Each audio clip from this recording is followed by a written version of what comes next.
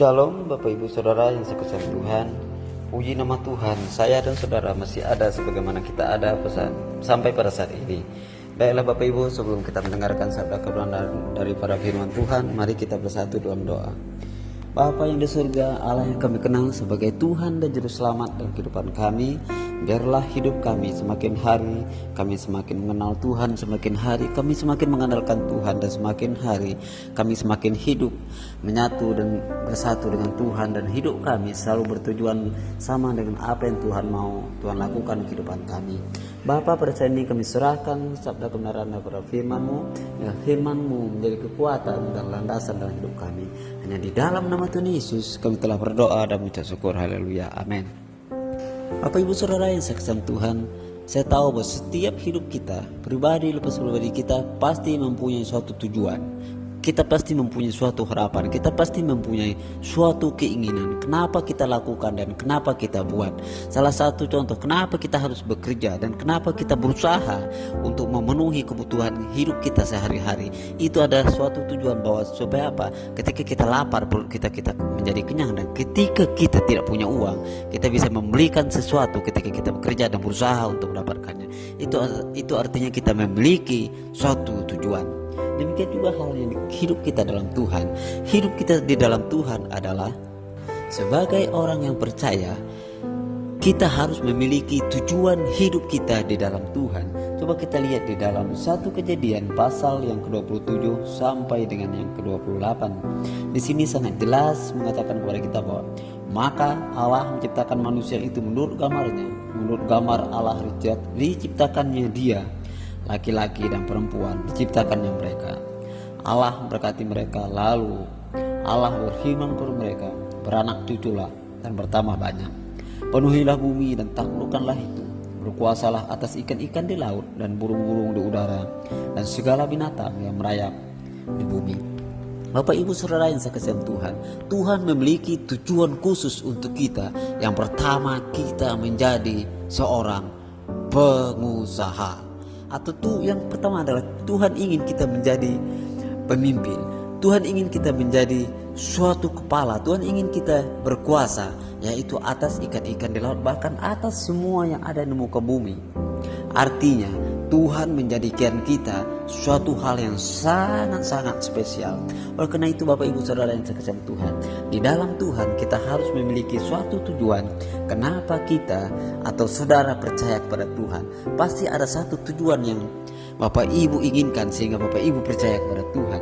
Pasti ada suatu maksud kenapa Bapak Ibu datang ke gereja ini untuk mendengarkan sabda kebenaran dari para firman Tuhan. Pasti ada maksud kenapa Bapak Ibu membaca Alkitab. Pasti ada maksud kenapa Bapak Ibu berdoa. Pasti ada maksud kenapa Bapak Ibu ingin memuji dan menyembah Tuhan. Salah satunya adalah bahwa kita tahu bahwa Dia adalah Raja di atas segala raja. Dia adalah Allah yang layak ditinggikan. Dia adalah Allah yang layak dipuji. Bapak Ibu Saudara yang sekasihan Tuhan, banyak hal yang harus kita tahu, yang harus kita pahami. Mengapa kita hidup di dalam Tuhan?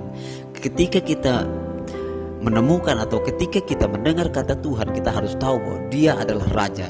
Ketika kita mendengar bahwa kata Tuhan, kita harus tahu bahwa Dia adalah Allah yang hidup, yang berkuasa atas hidupmu dan hidup saya. Allah itu tidaklah dibatasi oleh ruang dan waktu. Itu kita harus tahu. Kenapa kita percaya kepada Tuhan? Karena kita tidak mampu. Kenapa kita percaya kepada Tuhan? Karena kita tidak sanggup. Kenapa kita serahkan hidup kita kepada Tuhan? Karena kita tidak bisa memenuhi kehidupan kita. Kenapa kita harus percaya kepada Tuhan? Karena kita tahu hidup kita ada di dalam kekuasaan Tuhan. Bapak Ibu Saudara, marilah kita renungkan kehidupan kita. Apakah kita sudah menemukan tujuan hidup kita? Apakah kita sudah menemukan dari buah dari tujuan hidup kita? Kalau belum, mari kita fokus, kita melihat dan kita percayakan hidup kita kepada Tuhan. Bergantunglah kepada Tuhan. Di sini kembali lagi Tuhan mengingatkan kita. Mari kita buka dalam 1 Korintus 10 ayat 31.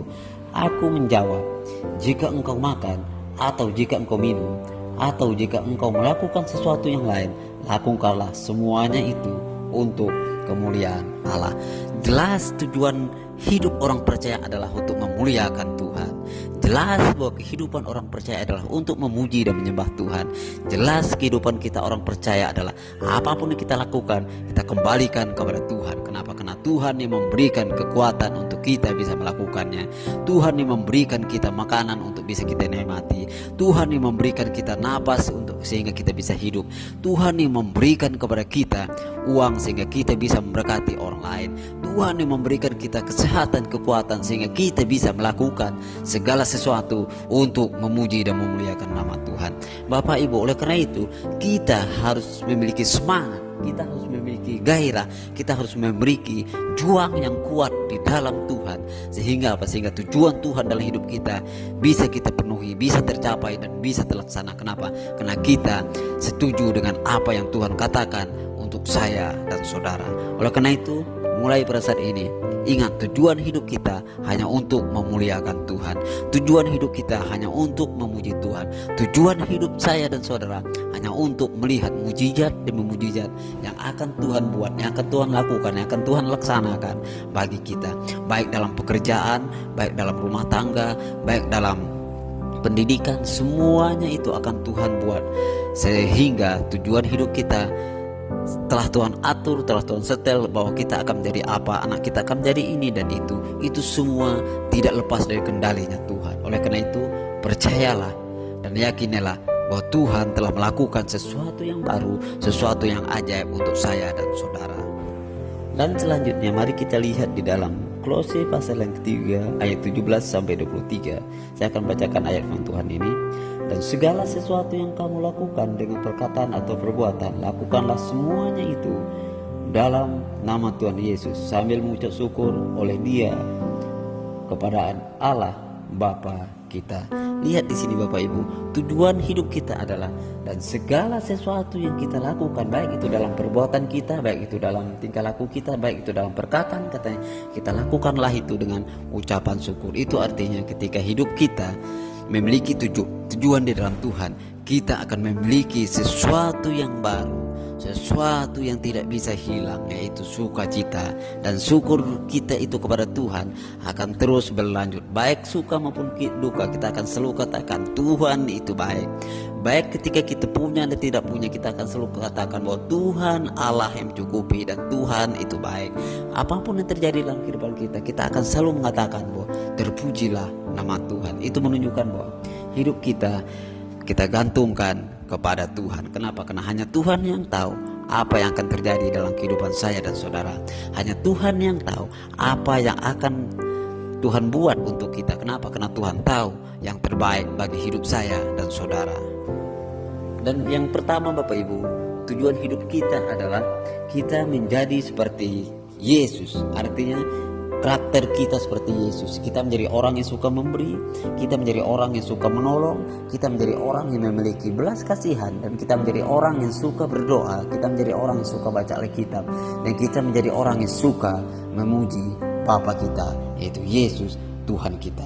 Mari kita buka di dalam Galatia pasal yang kelima ayat 22 sampai 25. Galatia pasal yang kelima ayat 22. Tetapi buah roh ialah kasih, sukacita, damai sejahtera, kesabaran, kemurahan, kebaikan, kesetiaan, kelemah lembutan, penguasaan diri. Tidak ada hukum yang menentang hal itu.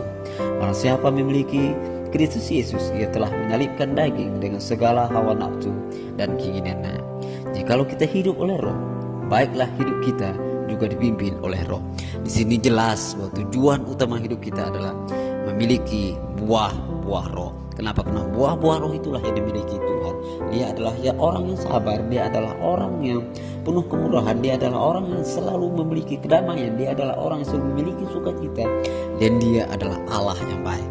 Artinya ketika kita satu tujuan dengan Tuhan, ini juga yang harus kita miliki. Kita harus memiliki belas kasihan seperti yang saya bilang tadi. Kita juga harus memiliki buah-buah roh. Kenapa? Karena karakter kita telah diubahkan.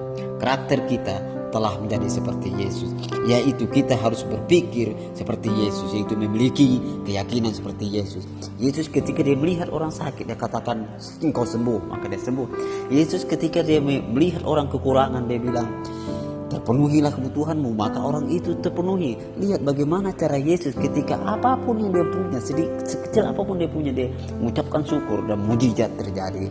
Itulah karakter dan keyakinan kita telah Tuhan buat suatu tujuan untuk percaya kepada Dia. marilah kita meyakinkan diri kita, hati kita untuk percaya kepada Yesus. Untuk menjadi seperti Yesus, maka orang percaya harus berpikir seperti Yesus.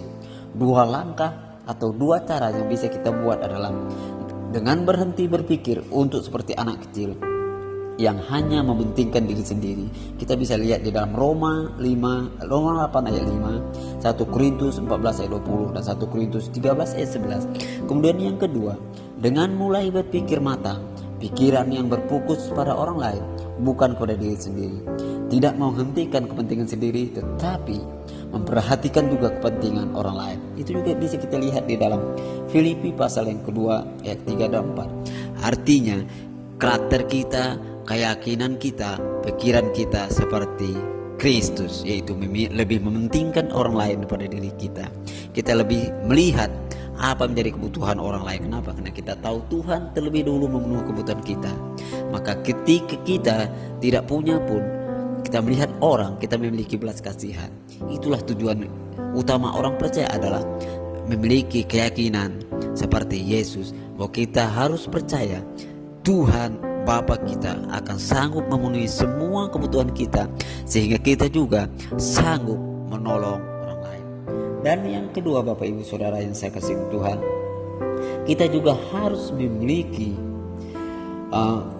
seperti Yesus, itu karakter kita adalah tingkah laku kita, sifat kita yang kita buat. Dan yang ketiga, bahwa kita juga harus bertindak seperti Yesus, yaitu kita bukan hanya berkata-kata, kita bukan hanya ngomong doang, tetapi kita praktekkan dan kita lakukan, dan kita terapkanlah itu dalam kehidupan kita sehari-hari. Apa yang Tuhan sampaikan, apa yang Tuhan buat, dan apa yang kita tahu yang baik itu harus kita lakukan. Kita bukan hanya ngomong, tetapi kita buat dan kita lakukan. Tindakan kita itulah buah dari apa yang kita yakini tentang Tuhan. Oleh karena itu, Bapak Ibu, marilah kita mulai pada saat ini lebih melihat bahwa tujuan hidup kita orang percaya adalah memuliakan Tuhan. Tujuan hidup kita orang percaya adalah untuk memuji Tuhan. Tujuan hidup kita orang percaya adalah untuk menolong orang lain, dan untuk membawa orang lain kepada keselamatan Tuhan Yesus. Oleh karena itu, saya ingin mengingatkan kita kembali, bagi Bapak Ibu semua yang sudah percaya akan Tuhan, sampaikanlah kabar baik ini kepada saudara, sampaikanlah kabar baik ini kepada teman-teman saudara, sampaikanlah kabar baik itu kepada keluarga saudara, sehingga mereka juga bisa percaya kepada Tuhan Yesus. Mari kita bersatu dalam doa. Segala pujian, hormat, kemuliaan bagi nama-Mu Tuhan. Terima kasih Bapa buat pagi hari ini, di mana Tuhan hadir bersama dengan kami. Tuhan memberikan sesuatu yang baru kepada kami. Oleh karena itu Tuhan, kami sangat bersyukur bahwa setiap hari kami mengalami mujizat Tuhan. Setiap hari kami selalu melihat yang Tuhan buat, dan setiap hari kami selalu merasakan bahwa kehadiran Tuhan selalu nyata dalam kehidupan kami.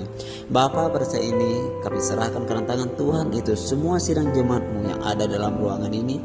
Tuhan berkati mereka, Tuhan sertai mereka. Demikian juga pada saat ini mereka yang tidak bisa hadir bersama-sama dengan kami, biar kasih Tuhan akan selalu melingkupi mereka. Bapa, kami tahu hidup kami adalah memiliki tujuan yang khusus, yaitu selalu memuji, memuliakan nama Tuhan. Mari kita angkat kedua tangan kita. Tuhan berkati engkau dan melindungi engkau. Tuhan menyinari engkau dengan wajahnya dan memberi engkau kasih karunia.